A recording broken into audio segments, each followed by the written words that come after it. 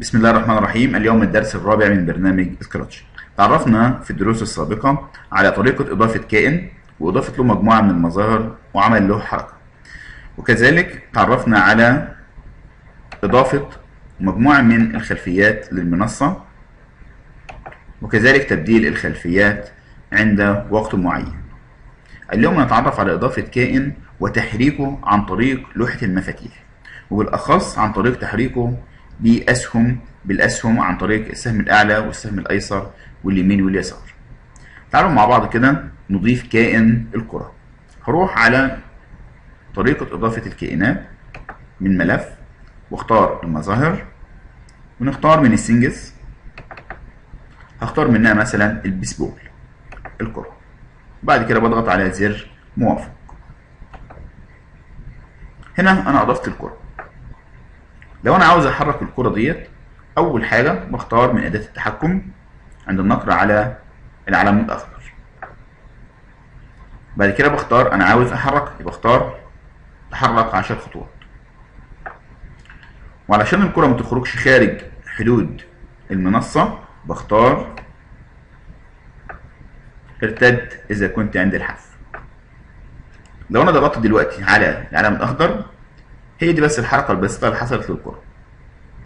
عاوزها تتكرر معايا، بختار من التحكم كرر باستمرار. لو ضغطنا دلوقتي على العلم الأخضر، هنا الكرة بتتحرك يمين ويسار، بس أنا ما فيش علي أي تحكم نهائي من لوحة المفاتيح. علشان أضيف التحكم من لوحة المفاتيح عن طريق الأسهم، أول حاجة بختار من أداة التحكم، بختار عند النقر على مفتاح، وهنا منها بختار السهم العلوي. السهم العلوي ده هو المقصود به السهم العلوي الموجود في لوحة المفاتيح. وبعد كده بروح اختار من الحركة، اختار اتجه نحو الاتجاه. انا هنا حددت ايه؟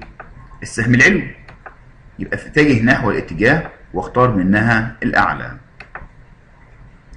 المفروض ان اللبنتين دولت ان انا اكررهم 4 مرات بعدد المفاتيح الموجودة على لوحة المفاتيح، اللي هي اليمين واليسار والأعلى والأسفل. أول حاجة بروح أختار أداة المضاعفة واضغط على الجزء الأعلى من المقاطع البرمجية.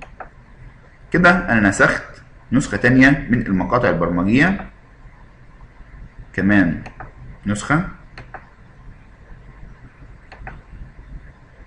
كمان نسخة. بعد كده أغير الاتجاهات.